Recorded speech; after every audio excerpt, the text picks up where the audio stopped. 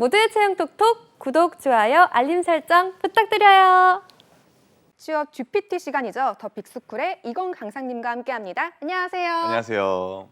네, 잘 지내셨나요? 네, 덕분에 잘 지냈습니다. 덕분에요? 네. 제가 뭐 한 것도 없지만. 비둘기를 대신 아, 만나주셔가지고. 그쵸. 제가 네. 아침에 비둘기 똥을 맞았던 그 사연을 말씀드렸더니 울지 마세요. 제가 더 울고 싶어요. 슬프네요. 오늘 뭐 좋은 일이 있겠죠. 그럼요. 그걸로 대신에 다른 운이 따라올 거라 네, 저는 믿습니다. 오늘 이렇게 이건 강사님과 함께 방송을 하게 된다는 게 좋은 일이 있겠죠. 좋은 얘기겠죠. 네, 그러면은 본격적으로 오늘 어떤 주제를 가지고 이야기를 해볼까요? 오늘은 좀 상대적으로 좀 가벼운 주제이자 여러분들이 이해하기 좀 편한 주제이기도 한데요. 아마 이제 코인이라든지 이런 관심 있으신 분들은 이미 다 아실 만한 주제입니다. CBDC에 대해서 가져왔습니다. CBDC의 약자는 Central Bank Digital Currency의 약자입니다. 와우. 네, 최근에 CBDC 이야기를 자주 들었던 것 같은데 정확하게 무슨 뜻인가요? Central Bank Digital Currency, 그걸 그냥 한국어로 그대로 번역하면 되는데요. 중앙은행 디지털 화폐라고 생각하시면 될 것 같아요. 이제 각 국가에서 중앙은행에서 발행하는 전자화폐로서요. 중앙은행의 지준 예치금이나 결제성 외금과는 별도로 이제 중앙은행이 전자적 형태로 발행하는 어떻게 보면 새로운 형태의 이제 화폐다. 이렇게 생각하시면 될 것 같아요. 네, 그래도 뭔가 디지털 화폐라고 하니까 코인이 생각날 수밖에 없는 것 같은데 맞습니다. 한국은행이 발행하는 코인이라고 생각을 하면 될까요? 일단은 사실 이제 맞다라고 일단 얘기를 할 수밖에 없을 것 같아요. 네. 이제 코인이다라고 얘기를 할 수밖에 없지만 이제 기존의 이제 코인들을 생각해 보면 이제 개발자가 이제 만들어가지고 그냥 발행을 해버리든지 아니면 이제 채굴자가 이제 운영을 한다든지 하는 이런 민간층의 코인이 아니라 은행이 직접적으로 관리하는 코인이다라고 생각하시면 좋을 것 같고요. 이 코인 자체가 지급 보증이 사실은 이루어지지 않잖아요. 일반적인 그런 우리가 알고 있는 비트코인이라든지 이런 것들은. 근데 이제 은행에서 직접 관리를 하기 때문에 중앙은행이 관리하기 때문에 지급 보증을 한다는 점과 이렇게 일반 화폐처럼 사실상 가치 변동이 없다는 점, 이런 것들이 일반 코인과는 좀 차별점이 있겠죠. 근데 이게 사실은 우리가 쓰는 화폐를 그대로 이제 디지털로 갖고 온다고 생각하시면 참 편하지 않을까 싶고요. 근데 이제 다만 암호화폐랑 그렇게 차이가 없는 점 중에 하나는 이제 기술이겠죠. 아무래도 네. 이제 블록체인 기술을 활용한다라든지 아니면 분산원장 기술을 그대로 활용한다든지 아니면 전자적인 형태라든지 하는 것들은 사실은 코인이랑 다른 점이 없다 보니까 제가 앞서서 그냥 코인이라고 얘기할 수밖에 없다라고 말씀드린 겁니다. 네, 그렇다면은 왜 CBDC가 이슈가 되는 거고 우리나라에서만 보이는 현상인지도 궁금합니다. 네, 맞습니다. 일단은 최근 이슈라 하기에는 좀 시간이 지난 것이 사실이긴 하거든요. 왜냐면은 이제 이게 뭐 만들어진 지는 좀 오래되긴 했습니다. 만들어지거나 아니면 연구하는 과정 간에는. 하지만 지금 이슈로 가지고 오고 지금 아이템을 가져왔다는 것은 그만큼 중요하다는 의미겠죠. 이제 아무래도 우리나라 같은 경우에도 본격적으로 중앙은행 디지털 화폐의 활용성 테스트를 앞두고 있고요. 내년까지 진행될 예정이라고 합니다. 이게 사실은 계속 보도가 되고 있기 때문에 여러분들이 아마 익숙한 거지 않을까, 뉴스를 오다 가다 보시면서. 그리고 우리나라 이외에도요, 이미 이제 중앙은행이 다 할 수 있는 역할이다라고 이야기를 했던 만큼 네. 다른 국가들에서도 솔직히 이런 것들을 테스트를 많이 하고 있고 참여도 굉장히 많이 하고 있습니다. 그러면 이미 CBDC를 사용하고 있는 국가도 있을까요? 네, 맞습니다. 일단은 세계 최초 CBDC부터 말씀을 드리자면은 일단 나왔습니다. 이거는 언제 나왔냐? 2020년 10월에 바하마에서 샌드 달러라는 것을 발행해서 실제로 이용 중이라고 하더라고요. 그래서 네. 이미 나온 거는 팩트고요. EU나 미국 같이 이렇게 선진국들에서요, 많은 연구를 하고 있고 표준화된 시스템을 구축하려고 노력을 하고 있습니다. 근데 이제 전 세계에서 이목이 이제 집중되고 있잖아요. 이렇게 네. 센트럴 뱅크 디지털 커런시 자체를 만들려고 네. 하는데 아무래도 그거의 집약체를 그러니까 중앙은행들을 가장 많이 연결고리 가지고 있는 곳 중에 하나를 뽑자면 이제 국제결제은행 BIS라고 보통 이야기를 하는데 네. 이 BIS에서 조사를 해봤는데 전 세계 중앙은행들의 86%가 이미 CBDC를 준비하거나 연구 중이거나 혹은 거의 실제 사용에 근접했다라고 이야기를 하고 있습니다. 그럼 거의 대다수 국가에서 테스트하거나 연구 중이면은 이제 머지않아서 일상생활에서 사용이 가능할 것 같은데, 근데 이렇게 짧은 시간에 만들고 연구해서 내놓은 거면 좀 불안하긴 하거든요. 맞습니다. 혹시 CBDC의 역사는 어떻게 될까요? 그 개념 자체의 역사까지 파고든다면 굉장히 오래된 거라고 생각이 들어요. 왜냐하면 1985년에 노벨 경제학상을 수상한 제임스 토빈 전 예일대 교수가 중앙은행이 휴대가 불편한 지폐와 동전을 폐기하고 네. 그 대신 온라인 예금 계좌를 각 개인에게 제공하는 방식을 제한한 것이 그 시작점이라고 합니다. 그런데 이제 이후에 이런 개념을 바탕으로 페이스북에서 2019년에 한창 이슈가 터졌었어요. 뭐냐면은 우리 전 세계에서 사용할 수 있는 코인 개발하겠다. 리브라. 뭐 지금은 쏙 들어간 것 같긴 한데 그때 당시에는 이제 코인 출범을 하겠다라고 하면서 중앙은행들이 갑자기 발등에 불이 떨어진 거죠. 왜냐하면은 이제 페이스북이 암호화폐를 발행한다는 것 자체는 전 세계 어디서든지 통용되는 화폐를 만든다는 네. 개념으로 보일 수 있다라는 거고요. 그렇게 되면은 자연스럽게 각국의 중앙은행들의 역할은 무의미해질 수밖에 없겠죠. 사실상 전 세계 그 페이스북이 세계 은행이 돼버리는 네. 그런 현실이 될 수 있는 거죠. 그러다 보니까 위기의식을 느낀 중앙은행들이 너도 나도 이렇게 디지털 화폐에 대한 연구를 박차를 가하기 시작했고요. 그렇기 때문에 사실 2019년이니까 2023년 그러면 4년밖에 안 되지 않냐. 뭐 짧다면 짧은 시간이겠지만 그만큼 또 집약적이고 집중적으로 연구를 해왔기 때문에 절대 짧지만은 않은 시간이고 또 연구의 깊이도 굉장히 깊었던 시간이라고 생각합니다. 근데 저희가 디지털 통화라고 해도 요즘 신용카드나 온라인 포인트 등을 사용하면서 디지털 결제가 어느 정도 이루어지고 있는 요즘이잖아요. 근데 일반적으로 느끼기에는 별 차이가 없어 보이거든요. 네. 뭐 획기적인 무언가가 따로 있을까요?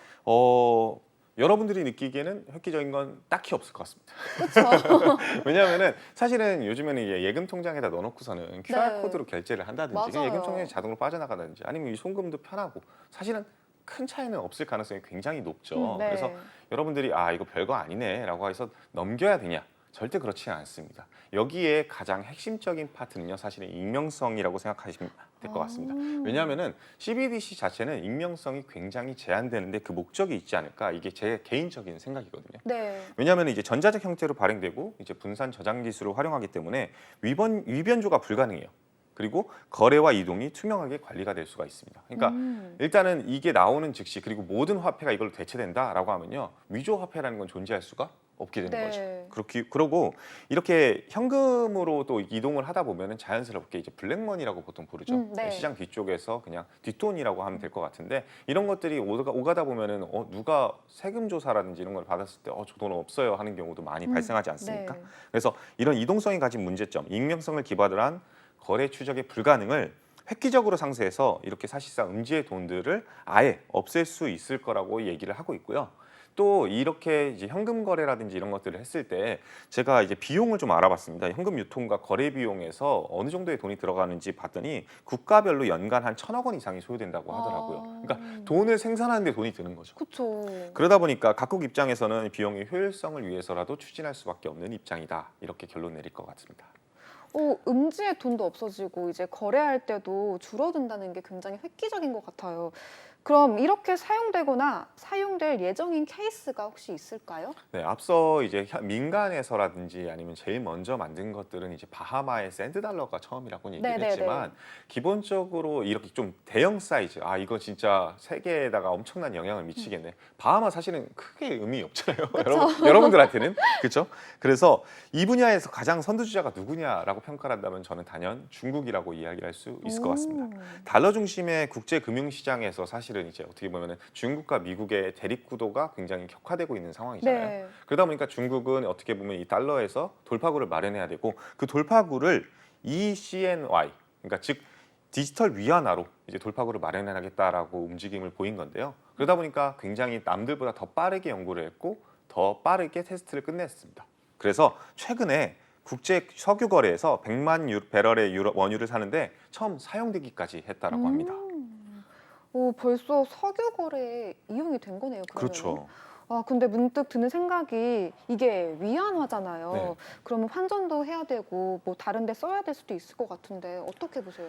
그렇죠. 이게 당연히 이제 위안화로 결제를 했으니까 우리 통장에 위안화로 넣어놓으면 되지 않냐 하는데 뭐 석유 아시다시피 이제 석유 같은 경우는 아랍 국가에서 나오지 뭐 중국에서 나오는 게 맞아요. 아니잖아요. 그렇죠? 그러면 이제 그 국가에서도 이제 환전을 해야 필요성이 있는데 그러면 이제 국가 간의 환전인 거잖아요. 사실상 네. 개인 간의 환전이 아니라 그러면 그거에 대해서 해주는 기관이 있어야겠죠. 그래서 누구보다 이거에 대해서 발빠르게 움직이는 기관이 하나가 있습니다. 바로 앞서 제가 설문조사를 실시했다는 국제결제은행 BIS입니다. BIS는요, 이제 국제 CBDC 플랫폼인 엠브리지를 2021년에 출범했습니다.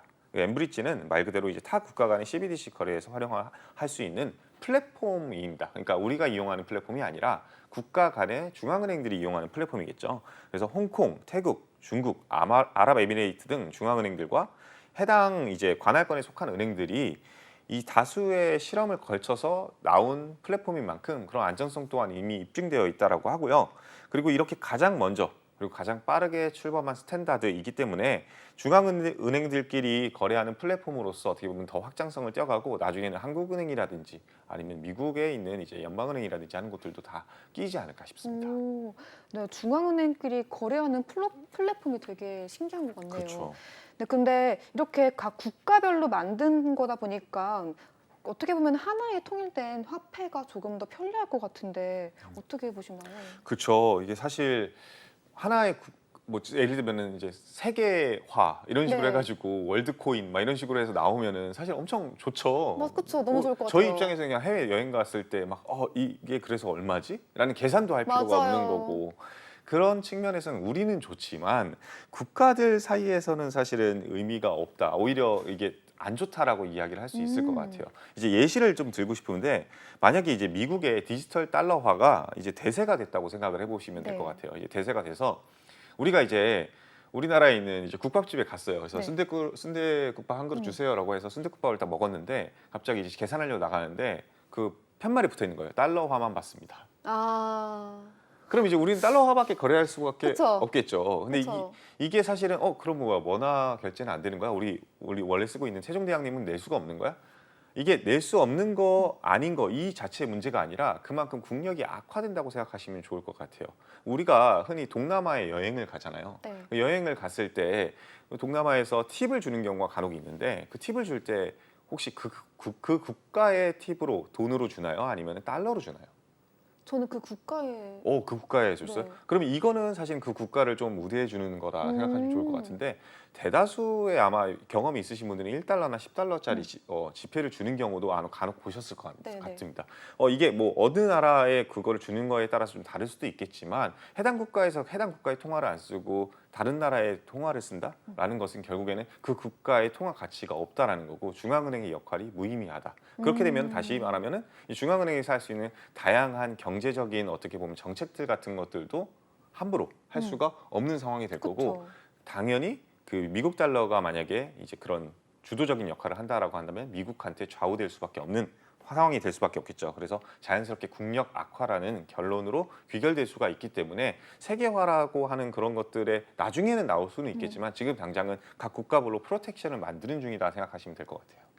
네, 근데 이렇게 보나 저렇게 보나 장점만 보이는데 단점은 없을까요? 사실은 이제 우리 입장에서는 단점이 더 많아 보일 수밖에 없다고 저는 생각을 합니다. 네. 왜냐하면은 앞서 말씀드렸듯이 그냥 QR 코드로 결제하면 되는데 편리한 거는 편리한 건 이미 있는데 네.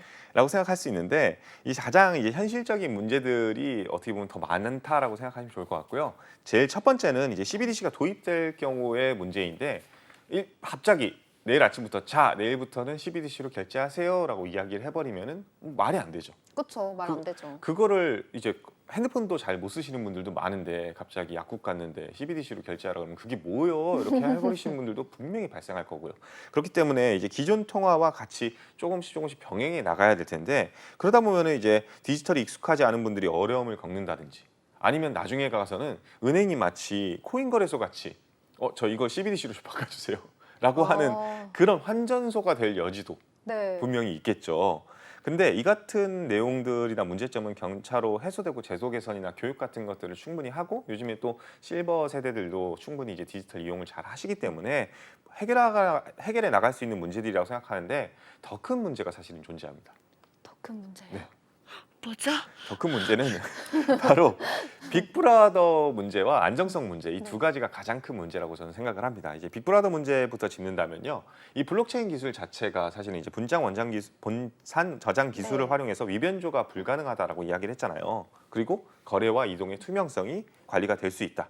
그러면 이걸 다시 얘기를 한다면요, 그 중앙은행에서요 개개인 간이 돈을 주고받았던 내역들을 다 볼 수 있는 거예요. 네. 그러니까 누가 얼마를 어디서 어떻게 이동을 했는지 그리고 막 우리끼리 막 예를 들면은 야, 너 이번에 상여금 얼마 받았어? 쉬쉬하던 건 중앙은행들은 저 회사는 얼마를 받고 있구나라는 것까지도 알 수 있는 거고 그쵸. 아니면 엠빵 하는데 쟤는 10원 덜 냈네? 이런 것까지도 알 수 있는 그런 대목이라고 네. 생각을 합니다. 그렇기 때문에 어떻게 보면 사생활 침해부터 국민을 통제한다는 논란의 여지까지도 분명히 존재할 수 있기 때문에 최근에 국감에서도 이거에 대한 지적이 나왔던 것으로 알고 있습니다. 네, 진짜 들어보니까 음지의 돈을 관리하는 건 좀 편하지만 또 한편으로는 정말 사생활 침해, 맞습니다. 이런 빅브라더처럼 모든 걸 감시 감독할 수 있다는 게 좀 양날의 검이 아닐까 이런 그렇죠. 생각이 드네요. 그럼 다른 문제인 안전성 문제는 뭐 없을까요? 제일 중요한 안전성 문제는 사실 해킹인 것 같습니다. 아, 해킹. 네, 어쨌든 간에 사실은 우리 코인 탈취 당했다 이런 것들 뉴스도 굉장히 많이 보시잖아요. 그리고 이 코인 탈취에 관련해 가지고 사실은 이 개념 자체, 블록체인 기술이라는 것 그 자체가 크게 다르지 않다라고 얘기했기 때문에 북한처럼 이제 국가주도적으로 해킹 범죄단이 만약에 우리나라에 있는 CBDC 발행 기관이라든지 네. 아니면 그걸 유통하는 기관들을 침입해 가지고 뚫어버렸어요.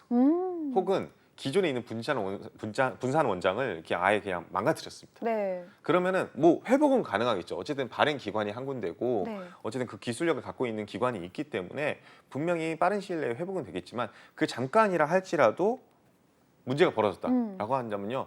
대한민국 경제가 마비가 될 겁니다. 그러니까 CBDC 자체를 계속 이용하고 있었는데 네. 아무도 지금이야 우리 화폐를 이용할 수 있기 때문에 그렇지만 여러분들도 아마 경험해 보셨을 겁니다. 하루라도 한 은행이 뭔가 디지털 거래가 안 된다라고 했으면 이슈가 굉장히 많이 터지잖아요. 맞아요. 근데 CBDC 자체가 망가졌다? 그러면 전 국가적으로 갑자기 붕괴가 올 수 있다. 그쵸. 이런 것들 때문에 안전성 측면의 담보가 확실하게 이루어져야 되는 측면이 가장 중요한 포인트입니다. 그 확실히 새로운 시스템 도입이자 시작인 만큼 우리나라도 철저히 준비를 해서 움직여야 될 것 같습니다. 그런데 이 CBDC가 트렌드이긴 하지만 취준생들 입장에서는 이렇게 와닿을 것 같진 않거든요. 그렇죠.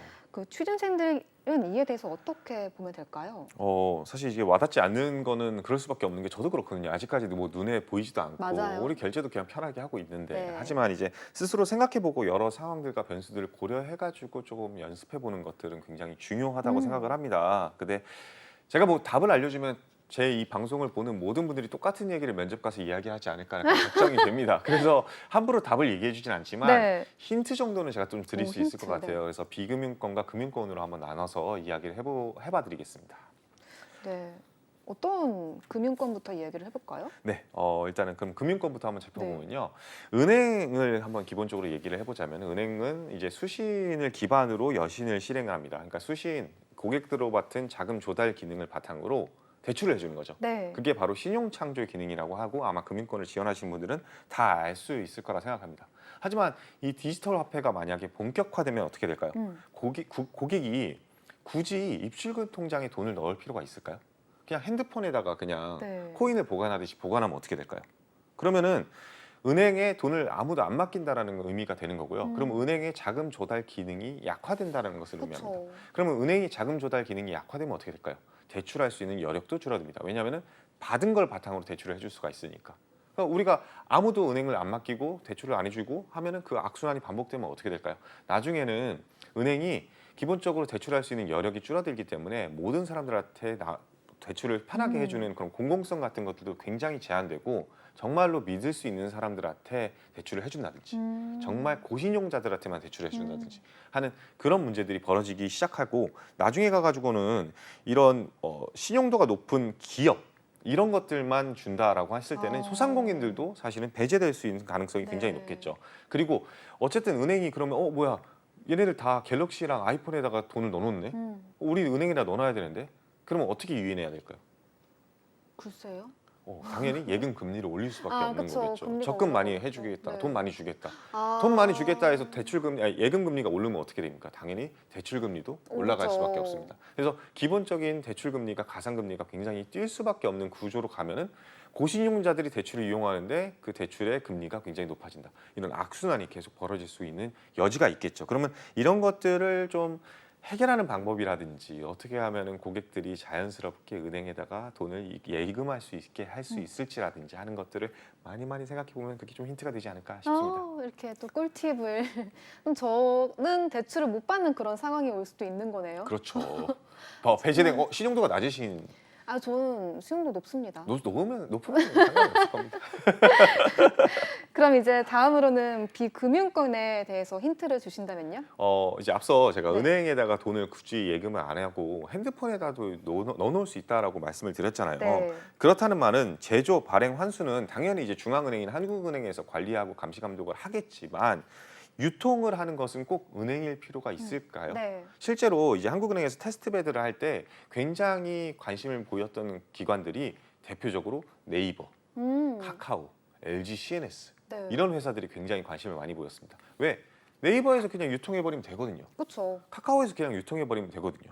그러다 보면은 이 모든 어떻게 보면 그냥 기존의 IT 회사라고 하는 곳들이 모두 다 은행처럼 롤 플레이어가 될 수 있는 겁니다. 이 예금 시장에서는. 그렇게 되면 여러분들 입장에서도 다 이런 기관들이라든지 IT 쪽으로 가고 싶은 분들 같은 경우에는 새로운 미래 먹거리로서 좀 생각해 보시는 것이 좋지 않을까 싶습니다.